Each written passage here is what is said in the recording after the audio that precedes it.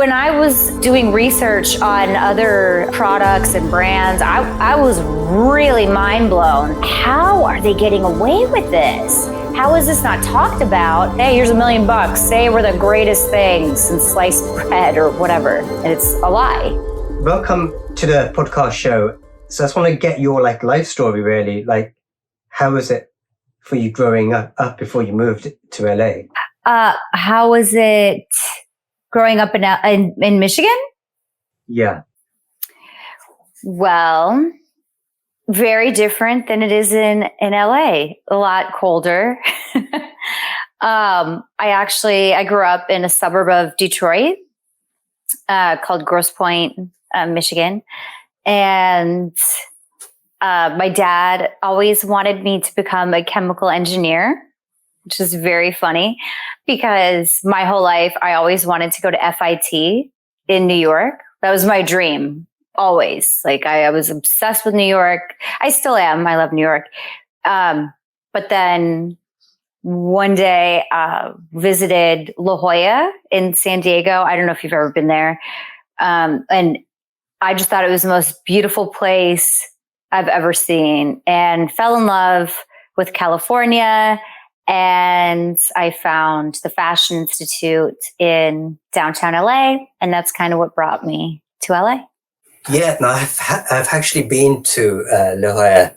It was actually just yesterday. I came back from San Diego. Did you love it? I did have been before, but it just brought me back into the moment again. It was a nice place to be. Obviously, it's a high-end area and it's quiet. I think a lot of people who are younger don't like San Diego in general because it's not similar to LA or San Francisco. It's completely different. I think it's a more expensive area, so people actually retire there. Oh yeah. It's definitely pretty. It's very pretty to look at. But yeah, beautiful. So what brought you to LA then? What was your story? How did you get there? I graduated high school early. I was always really into fashion. And, like I said, I really always thought I was going to go to New York, and I got into FIT and I was going to move there and do the whole thing. And I don't know, I really fell in love with California. And, but, growing up in Michigan, it's a very different environment, obviously, very cold, but I think it's a great place to grow up. Gives you a tough skin, I think, for sure. But I don't really miss it. Got to be honest. Interesting. You came from a cold place into a warm area. So, and you say you don't miss it. Have you ever gone back, or did you ever go back, or do you ever plan to go back? I'm actually going back on the 26th, and that'll be my first time in a long time. My brother and his wife and 2 kids are there. So you're welcome, brother. I'll suck it up. Literally, I think it's colder there than it is in Alaska. So I don't really look forward to it, but I'm looking forward to seeing him and his family. Other than that, don't really like going back. No reasons besides them, of course. Yeah. How did you find a difference moving to LA? What was the difference how did you adjust your life there? And take us back to the backstory of how it all happened. Such another lifetime ago. It is so different.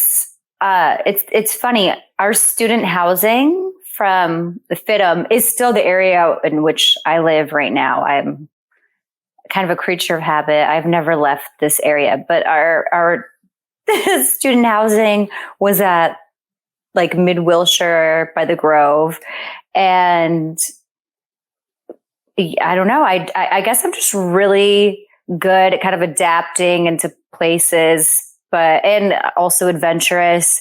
So without knowing a single soul, I didn't know what I was doing, showed up, and just kind of went with it. And I had the best time. FITM was a really great experience. It was a lot of fun. It really was. You had a lot of creative people in one space, and it was a good time, for sure. Did you find a difference in because California is quite expensive for cost of living, whereas other states, particularly then, were much cheaper? And did you actually find it kind of stressful to move to California? It's more expensive than Michigan, and then you're moving and starting again, and then creating a life for yourself. Right. I guess I just sort of took it as I just accepted it. What are you going to do? I'm not going to change the price structure. I don't have that kind of control, but I knew what I was getting into. Kind of like New York, same thing. At that time, New York was way more expensive. Now I think we're about even. But yeah, I knew going in what to expect. So it wasn't too much of a culture shock. And kind of, I've always traveled my whole life all over the world. So no, it wasn't really a culture shock for me. I knew what I was getting into. People wise, maybe a little different. Sure. Yeah. What about your take? Then how did you get into modeling and acting? Did you just start off quite young, or did you? It's actually funny. My first job when I first moved here, because I after FITM, I got my bachelor's in communications, and I was working for this real top A-list publicist, and she had,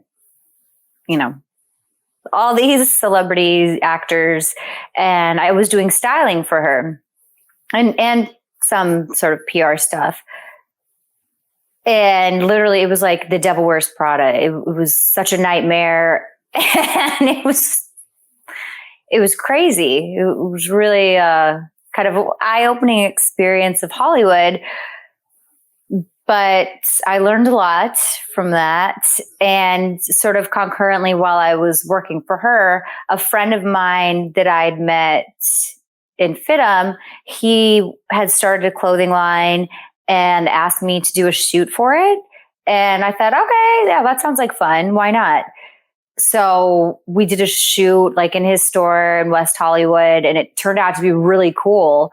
And he used it on billboards. And from there, I really enjoyed doing it. I enjoyed doing the shoot. I thought it was a lot of fun. And it was almost like an artistic expression that I didn't even know I had in me. It was so much fun.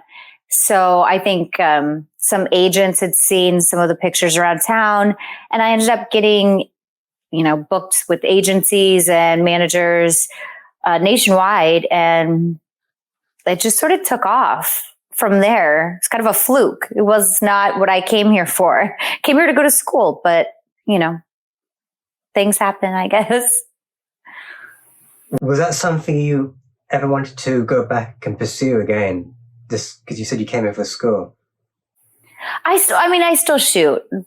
I do. The acting part, I'm okay. I don't want to do that anymore, really. But modeling, I think, is just really fun. And it's changed over the years. Now it's become more about social media. And I could see that in 2012 when I had friends who were modeling who were telling me, oh, you need to jump on to this Instagram. And I didn't even know what it was. It's funny because a lot of the photographers that I've worked with throughout the years, I'm not trying to say anything about people, but Instagram isn't my agent, or Instagram is not my, how people take photos of each other with their iPhones, and I think they think that's a photo shoot or something. But I think that frustrates a lot of photographers because they're expecting someone that kind of knows what they're doing. And then they book this person off of Instagram, and then you're not really getting someone that is experienced, if that makes sense. Yeah. And when did you start on Instagram?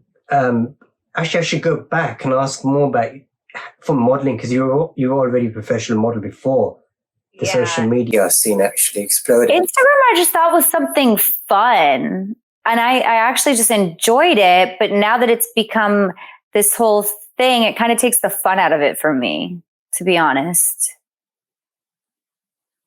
I don't know. Everyone's like at these engagement groups. And if you're not pretending you like somebody, they get mad. You have to be, it's just, I don't know. I have love-hate relationship with social media, I guess. I mean, I know it exists, but. Yeah. It just kind of, I was thinking about an interesting question, because I see a lot of young people now who are actually born on just before social media came out. And now they're actually on TikTok and Instagram. And I heard from people who actually work in LA saying that you need at least 100,000 followers before you get taken seriously to be considered for a TV show or a TV, even a film casting, for agents to take you seriously. I don't know if that's true. I think it would depend. I don't know if that is, maybe it's true I don't know if it's true in film. I don't know. I don't know about that. I guess I could see maybe in print or commercial print or commercials. I just don't know how. Yeah, I get where you're coming from. Things are moving so quickly that you don't know what's the norm now, because social media has become mainstream. Before 2012, it was just this kind of like weird app where you take pictures on. Then the first phase was models came on. Then you had like marketers come on, your keynote speaker type of people, motivation speakers, and then you had medical people come on, and it's just become a plethora of content that gets created not on a daily basis, not on a hourly basis, but like every second there's something new coming out. It's just so fast. And that's what I wanted to ask you. How do you feel the difference between before social media in modeling, or just in general, compared to even 2015 to where we are now in 2022? I mean, I guess I've maintained a lot of the relationships that I have with everyone I've always worked with. So I can only kind of echo their statements, and they'll say, sometimes this is just what they say. They'll say, oh, it's really frustrating working with someone just because they have so many followers, but they don't have the experience, and they show up on set and they don't know what they're doing. And I can understand how that would be frustrating for them, but it's different. I could see it kind of from, I guess, an agency's perspective, but also how the photographer would be frustrated as well, thinking that someone should show up being trained, knowing the job that they're supposed to do. Because, social media, there's such a fine line with being fake. We have so many filters and all these, ways to pretend we're something we're not. So I don't know. That's probably the negative aspect of it, the con. But then the positive aspect is I've seen it turn people's lives around. They wouldn't have had these opportunities. Before then, it was just MTV. Now, everyone has MTV literally on social media. But then there's an opportunity for entering where the bar is very low. As time goes on, it becomes higher and higher. So it does get competitive. I see that with TikTok. I remember in 2020, I had friends who just jumped on. They've got millions of followers now, but the opportunity doesn't exist today. You can't get that many followers so quickly in a short space of time. Did you ever feel any of that in your, I want to say career, but just in life general since you were growing up and then modeling and business opportunities, everything?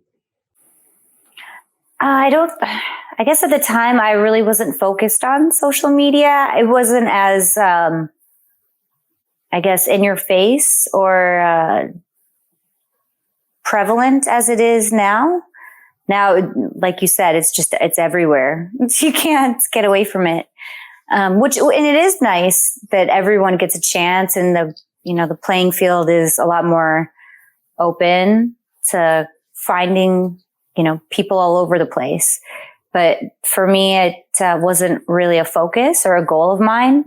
Not something I set out looking for. I just thought it was fun. But, Because you said it was a fluke when you got into modeling, and then you said that you tried to get into acting, and you did get into acting, but you didn't enjoy it as much, and it wasn't your goal. If I'm correct saying that, I'm just going back to what you said earlier on. I can't remember the exact words you used. I think one thing that's really very different for my experience between the modeling and the acting realms, they're completely different. And where like photographers would really kind of like accept me, and it was like a real 50-50, for lack of a better word, like collaboration, or where, a respectful sort of relationship. But in the acting world, it was just so misogynistic, just toxic. It was just really, really bad. It just, it was not healthy. And I just stopped. It started when things stop being fun. I tend to check out. Then it stopped being fun at that point. I can relate to you because I also went into filmmaking. I did a few short films, did a few classes in London, and I had worked with some actors. They were TV actors. They were on some big shows, so it was a good opportunity. But then I also learned quite a lot, and even from producers and directors. And it hit me when I was because my brother works in the film industry as a production accountant. I used to tag along with him sometimes. And I remember speaking to some producers, or I can't remember what positions they are, but they have this like system. And they said, as a film director or in the film industry, it's the only career or industry where you can actually cast people and get away with stuff. You can have a typecasting for a certain actor, for a male, for a female. And that kind of just like threw me off because I found it kind of disturbing. And then we had the Me Too movement, which came in from Hollywood. Yeah, that should have, I wish it happened a long time before that, but at least it did. I mean, you just have people, I call it sort of like all these men with so much power, and they've gotten away with it for so long. And the things that I've seen with my own eyes, I was just mind blown. Like, how are you so confident that you're doing this in your office? Like, just the most inappropriate things I've ever seen. And these are producers that, they thought they were untouchable. It was just shocking. It was really disgusting. Really disgusting. So, yeah, no acting for me. But we've seen a big change since then, even from 2020, before the COVID pandemic came in. We saw changes in TV shows. That's a good point. I think a lot of sort of the younger generations, I think were, kind of voicing, hey, what? This is not okay. And I give credit to them for, acknowledging all this perpetuated, for lack of a better word, it's kind of abuse. It's really gross to think that you can treat people like that, So with the more widespread talk about it, there was that helped, I think, bring about some of the Me Too stuff. And hopefully, made some of these people think twice about what they do. I don't know whether they do or not. Did you watch the latest James Bond film? Time to Die, I believe that's the name. I think I did. I think I saw the first half of it. Yeah, that was actually, they took it quite extreme, because I remember even reading the newspaper articles before the movie had come out to know what the storyline was, and Daniel Craig actually mentioned he wanted to change the screenplay to make, and they brought a female writer on board to actually help. So they completely changed it. And usually James Bond's quite masculine and dominating, and you always have those kind of scenes. They kind of didn't do that in this one. Oh wow, I didn't know that. Because you saw the first half of it. So if you watched the whole thing, then you probably remember when there was another 007. It was a female. Oh yes. Okay, yeah, you're right. Yes. Oh, okay. Is that why that happened? A female wrote that in? That's smart. Yeah. So they brought another actor on board, a female actor, and there was a point where they were thinking of or suggesting that it would continue with her, or that James Bond would be a female. Interesting. See how the times are changing. Look at that. Oh, that's funny. But then it's a completely different film. It's a different, because it's based on the novels from Ian Fleming, right? So I think that you can just start anew. Yes. They can also do things. They can pick a storyline, because even, I don't want to ruin it for you, but he finds out that he has a daughter at the end. So there were suggestions they might continue with her. So there's so many things that they can do. Oh, that should be like its own movie. It should be a spin-off. Yeah. Yeah, totally. Let's do a movie about the daughter, her family. Let's have her be an assassin. Yeah, but I can see a lot of changes happening in TV shows now. I mean, now every week there's always some new season of something coming out. Right. It's hard to keep up. It definitely is. So, moving on, like, how were you able to make a living out of like modeling? You said you found it, you got into it by fluke, and then Yeah, I just, I call it's something in my blood. Maybe it's the cold weather, the cold snow, the ice. It's in my veins. I've always just been, a hustler, and I just, I ended up having agencies in New York and in Miami and LA. So I just made sure I was constantly out there. I was always submitting, going out, like going to castings, I was really fearless back then. Looking back, I'm not really sure how I did it, but I was going in for like these top things, and then I would see like a 6-foot skinny top model. I'm like, hey, here for the same gig. But obviously there's a lot of competition, but nothing really scared me in those days. It's very funny. I'm not too sure how I survived, but somehow I did. And I fought very, very hard. I think after you get rejected so many times, you're like, I don't really care anymore. I'm here. Let's do this. You just become a fighter. Yeah. Can we talk more about the fear of rejection, or just getting rejected so many times that you just get used to it? Oh my gosh, that goes along with business too. That's almost harder. I think the rejection in business is hard.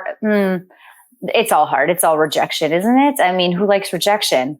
At least sometimes when you're going for something and you don't get it, you're like, well, maybe they wanted a brunette, or maybe physically I wasn't something, but that kind of goes hand in hand. I think with business, one of the hardest things I had to learn was that I'm not a failure personally, just because something didn't work out. And obviously, I mean, what school is going to tell you that? That's just something you have to learn along the way. Not that I went to business school, but that's really, you have to really, really, really be able to get knocked down thousands of times and get back up. That's a hard thing. The rejection is really hard. Very hard. And you started your own business as well. Is it Aka Cosmetics, if I'm pronouncing it correctly? It's AKA. I was thinking it AKA Cosmetics, right? Yeah, it stands for Ashley Kirk Ageless. Okay. Also known as another name for beauty, AKA. Got you, but I kind of like the name of like AK as in a car. I just, when I read it, just because it's the website, right? It just sounded, it's rememberable basically. Yeah, I wanted it to be sort of futuristic. That's why I designed this sort of futuristic font, the design, the elements, everything's very intentional.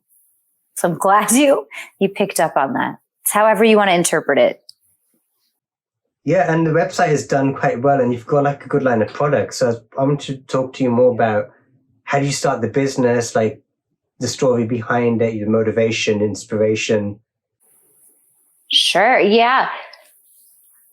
It's so funny. Well, when I was going out and really mostly doing a lot of commercials and TV and all these photo shoots, all the products that were used on me, I would just always break out in a rash. And ever since I was really little, both me and my sister, we just, it runs in my family. We have psoriasis, eczema, very, very sensitive skin. You name a skin disease, we probably have it.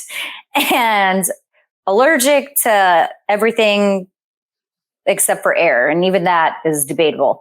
But so every product just does not agree with my skin. And I really wanted to come up with something that was, effective, but gentle, without chemicals. I started kind of looking into ingredients, because I've always been really into science. And like I said, that's the chemist, the scientist in me. So I started looking at products that were used on me, and I saw a lot of the ingredients were just filler ingredients, or there was fragrance, or just all these things that are not good, not things you want to be putting on your face. So that's when I thought, you know what? I think I can do something better. And at the time, this was right before COVID hit. And, the world had, really changed. And I wanted to sort of put an emphasis on, loving the skin that you're in. And, everyone is beautiful. It's your beauty, preserve it, protect it, make it last a lifetime. Beauty is timeless. So a lot of the ingredients I use are, mostly to, protect, I'm also anti-gimmick. I don't like gimmicks. I don't like a lot of false advertising. So that's why, my products do what they say they're going to do. The Protect Serum, what does it do? It protects your skin from radiation and all the pollutants in the air. And so I just really wanted clear messaging with the best science data-backed ingredients.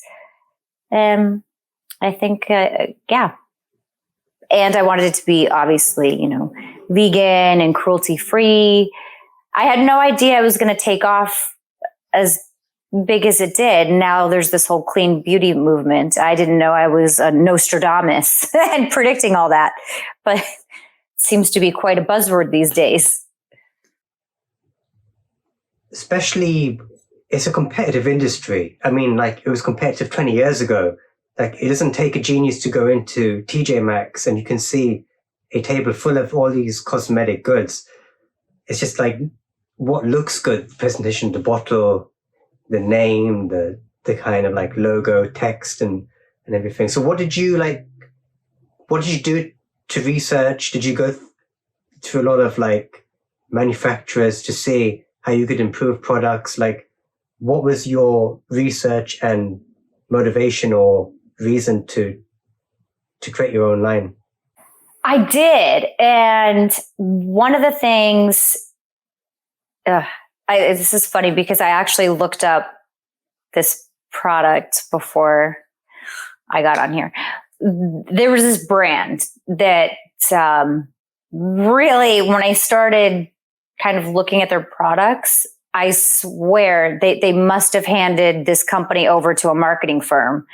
And I'm just mind blown at what a lot of these big brands are doing. And it just kind of angered me, to be honest, because I mean, I'm a consumer first. I've tried everything on the planet.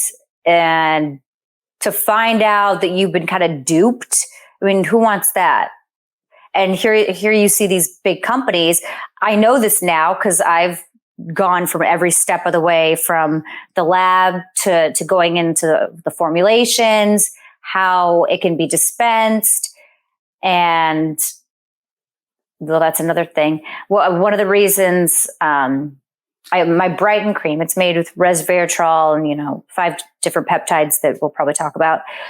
But when I was talking with the lab, and my lab, most people that use it are doctors and plastic surgeons. And they were telling me, oh, well, most people most companies just put it in a jar. And I said, ew, I don't like jars to begin with. And because number one, they're just like a cesspool of bacteria. And the second you open a jar, it hits oxygen and it immediately starts to degrade. So it's only effective for like a second. I didn't want that. So one of the things that these large brands do is put stuff in a jar, knowing full well that it's going to start losing its efficiency and probably won't work after 2 weeks, so that you'll keep buying it. And another significant thing I saw was with vitamin C. Vitamin C 100% has to be in an opaque bottle. And there's a very famous brand that puts theirs in a clear, transparent bottle, knowing full well that it's immediately degraded. Like that product is not going to work. And I'm shocked that they still sell it. It's mind blowing to me. I don't know if that fascinates anyone else. To me, I don't know. I'm mind blown at how greedy, corporate greed, that's what it is. Very fascinating. So after you found out all that, after your research, did you actually then speak to, because you said you started selling to doctors and surgeons, did you speak to them directly to find out what they were selling onto their patients or clients? What doctors were doing? Doctors, well, they kind of focus mostly on their practice unless they create their own line. But yeah, I think it's a big takeaway that there's just so much thought that I put into every single product. Instead of putting things in a jar, I wanted to make sure they were in airless tubes so that the entire time till the last drop, you're getting the maximum benefits. So I really wanted to make a line that was really super potent and that's just a better experience for the customer that actually works. I mean, yeah. I have too much of a conscience, I guess. Because I remember actually going on your website and I did see like I think it was an Instagram where there were pictures of your launch and you had a few celebrities also came over. Yeah, that was great. We had a great turnout. I actually was the skincare line. I forget if it was 2021 because those years are blur. But for the Golden Globes and the Oscars. So yeah, I had a lot of great turnout, and that was a lot of fun. That was a good experience. And before that, I was exhibiting with the American Society of Plastic Surgeons, which again, they're a little more serious than entertainment business, but still great experience. Because you said your plan was to originally sell it to doctors and surgeons so they could implement it within their practice, but then you changed to go direct to consumer. Mm-hmm. Yeah. Right when I was exhibiting with the ASPS and doing sort of their trade shows and getting into plastic surgeons' offices, which was great. Then I was about to do a deal with the casinos in Las Vegas in with all their spas in a bunch of like Caesars and a bunch of casinos. And then they all just shut down, especially Vegas, just completely shut down.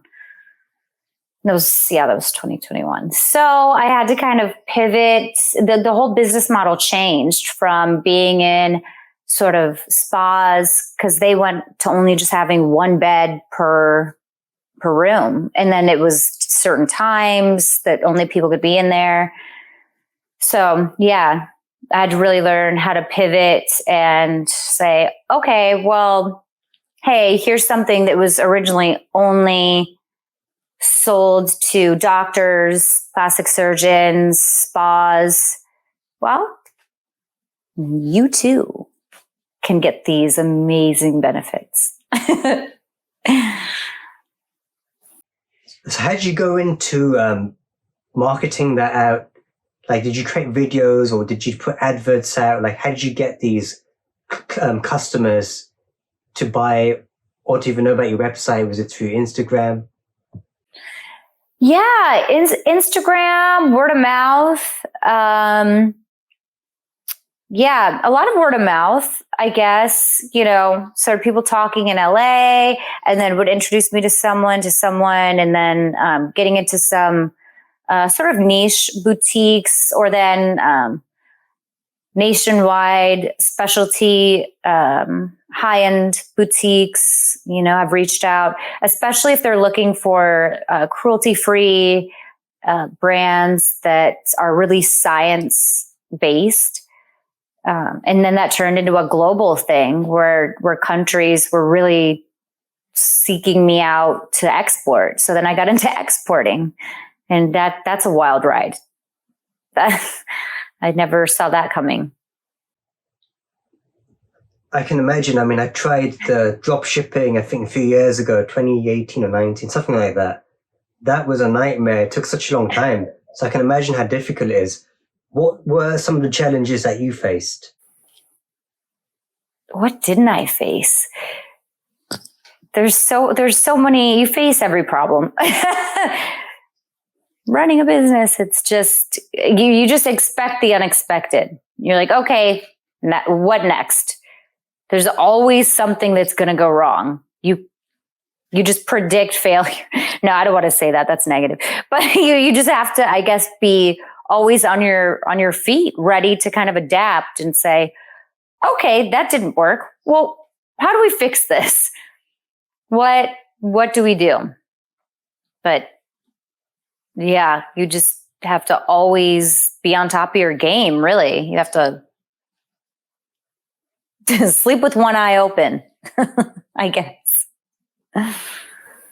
Yeah, I remember listening to a podcast a few days ago with Tom Bilyeu, and he was talking about failure is guaranteed, but success isn't. So therefore, you've got to know that you're going to fail. It's okay. You just got to keep churning away and keep trying to find a way to make things work. What keeps you motivated to do that? It's such a good question, because for as many times, I was telling my friend today, like, I woke up and I said, F this, I quit. Oh, I can't do this. And then, of course, then I got 5 emails, interested in carrying the line. I'm like, why? ¿Por qué? Why, God? Why? It's kind of a roller coaster, but you have to accept that, yes, failure is a part of that. But as they say, no risk, no reward. And going through all those failures make the rewards feel that much better. Like it feels like you won. You're an Olympian or something. You won a gold medal because you've been through hell and back and everywhere in between. So it is worth it if you're resilient, I will say. It's not for the faint of heart, for sure. One of the biggest challenges you mentioned were the big cosmetic brands out there. How do you create a difficult barrier of entry for yourself and other small businesses? Well, they definitely have a lot of marketing dollars behind them. And then, people get so brainwashed by all their BS gimmicks and claims, which aren't based on anything.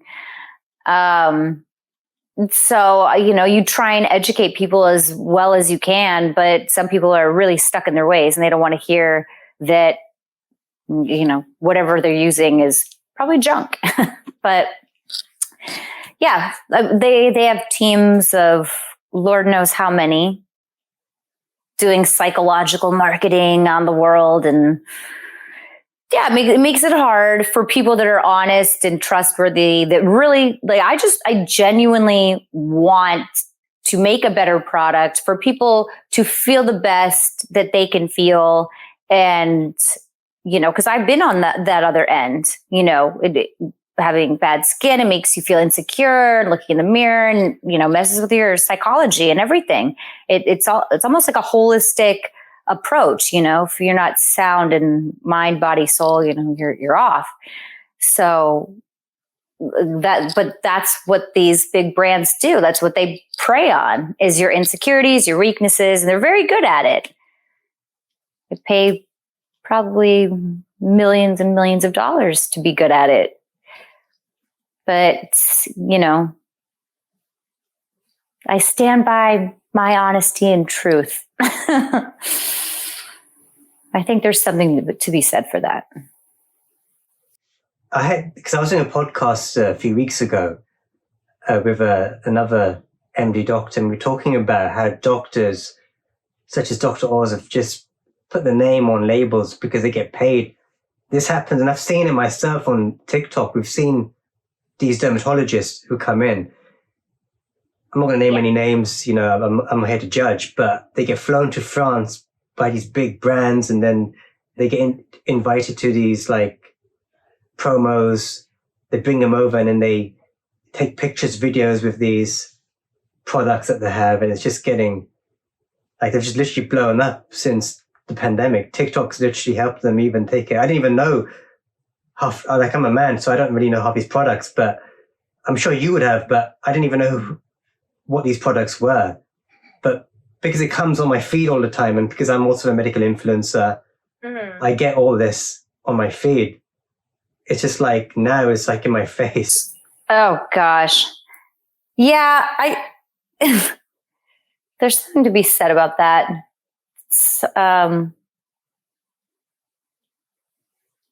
Yeah, I guess it's kind of a sellout. I don't know. I think from the doctors that I've worked with, especially in sort of LA, Beverly Hills, and this sort of Miami, and these markets, I know when a plastic surgeon, they love to cut up bodies. They love to be mad scientists. They love it. That's what gets them going. So it's usually like a PR person or a marketing company that comes after them when they get to a certain level of success. And they'll say, oh, you should put out a skincare line or you should do this. And that's not where their heart is at.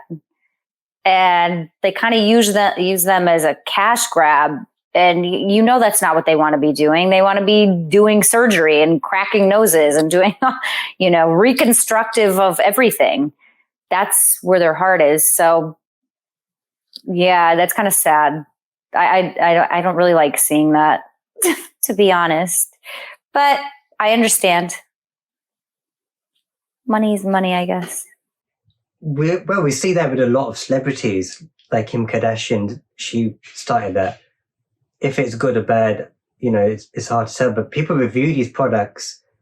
There are a lot of people who are quite honest, and I think now after 2020, there's a lot of honesty that's coming out. Like I remember back in 2014, you would see people creating videos on YouTube selling these kind of business courses, and people make a lot of money showing off that they had cars which were renting out mansion, and they were just like showing that they're rich and it was easy. I think now people have kind of woken up to that possibility of like transparency, and it's coming to light now. Yeah, I like that. That's a change that I welcome. I love that people are kind of, because again, sort of my background is in PR, so I see through all the BS and all the gimmicks, and it's like, oh my gosh, I just want to shake people sometimes and be like, they're lying to you. This is not the truth. It's all kind of a game. It's just a PR game, and they're pretty good at it. It's just that family, but what do they know about anything? I don't know. I don't know how much they've researched any of their products. Maybe they have. Who am I to say? Yeah. And obviously with AKA Cosmetics, you're different because you actually have been, as you mentioned, you did research and you created a line of products that other people weren't creating. And you were able to bring that to an audience who were able to benefit from that. What are the different types of peptides and their quality? Because you're quite firm on different products out there, like they have peptides, but you mentioned the quality isn't the same. Could you talk us from a layman sort of term just about what a peptide is and how it makes the quality of the product much better? Sure. I think in layman's terms, I think to put it easy to understand, there are obviously certain peptides that do certain things. And say, we'll just take my Brighten cream. It's got resveratrol, and then there are 5 peptides that literally what they do is they're known as neuropeptides because they basically act as how Botox is like a neuromodulator. So they act like that on the skin to where it releases fine lines, wrinkles, and over time they start to fade. So there are actually these 5 peptides that when put together, not many people do that. Some people sell it as one on their own, but when combined, that's a super blend of really powerful stuff. And they actually reduce the fine lines and the folds of wrinkles over time, and immediately too. And the way that the formulas are made, they immediately sink into your skin. So they're not just sitting there not working. So they're all active ingredients. They're just not filler. Like there's no ingredient in there that doesn't serve a purpose. So I think that's one of the things I really am proud about. But yeah, a lot of these certain peptides are really good at doing certain things. And say the Brighten cream, it's specifically designed to release wrinkles on the face. That's what these peptides do. And what's the shelf life of some of these products? Because you mentioned like the bigger brands, they use things which shouldn't be there. But if you're not using some of these kind of things that preserve the product, does it mean the shelf life becomes shorter? Mm-hmm. Especially depending on how it's packaged. I've seen some things put in a dropper. I don't know how effective that is. But again, you just have to keep in mind the second these things hit the air, they're going to start degrading. That's just a fact. But again, I for some reason, I find that the most fascinating thing when I was going through this formulation journey. And I wanted to tell everyone, like, don't you find that interesting? But maybe it's not that interesting. So now like I can't unsee it is what I'm saying. Every time I look at an ingredient or a product somewhere, like, what's in there? What are they doing? And yeah, I just notice it all the time, especially when it's in a jar. I just think, unless it's a super thick consistency, but that it can't, I don't know. I'm just really anti-jar. It's not the best delivery system. Have you managed to then change some of the delivery systems or jars or even like containers? Or is it just like a standard thing? Because you see droppers in bottles. I suppose that's what keeps it intact. Depending on the viscosity of the formula, I'll just go back to my brain cream. The viscosity isn't that thick, but I think most companies or brands would put it in a jar because it's just going to start to go bad after, again, like, I don't know, 2 weeks and maybe 1 week, who knows? But I specifically chose to put it in this sort of airless tube because I really wanted all the ingredients to stay effective for the entire, throughout the entire use. But that was a choice that I made. I don't know. Maybe other people have done it. I haven't seen it, but I understand. I mean, jars are really cheap to use. They are. And then you also get that customer rebuy because, oh, geez, I don't know why it worked. And I'll read reviews. I do my own research. So I'll read what people are saying about these products. They're like, oh, it only worked for a week. I'm like, makes sense. Yep. They just want you to keep rebuying it. That's what these big companies do.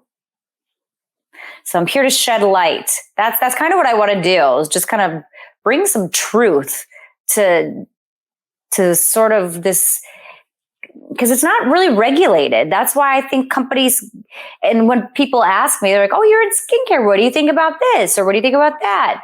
And it's so gray, there are no real regulations.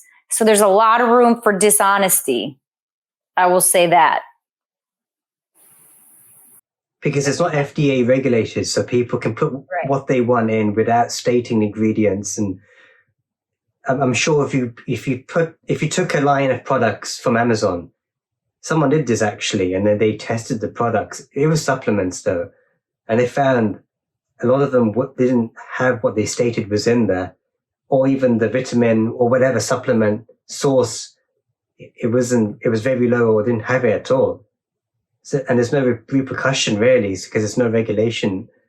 Right. Same thing, I'm guessing, in the cosmetic industry. When I was doing research on other products and brands, I was really mind blown. I just thought, how are they getting away with this? How is this not talked about? And then you go and look it up online and there's so many different, I get it. Journalisms are getting paid to write a story, or a publication is getting paid to write about a product. So there's so much room for confusion. I mean, no wonder people are confused. Well, what about this? I mean, because you could pay to write or pay to have someone write something about you. And that comes in with those, marketing dollars. Hey, here's $1 million. Say we're the greatest things and sliced bread or whatever. And it's a lie, pretty much. So I don't know. I get really angry about that.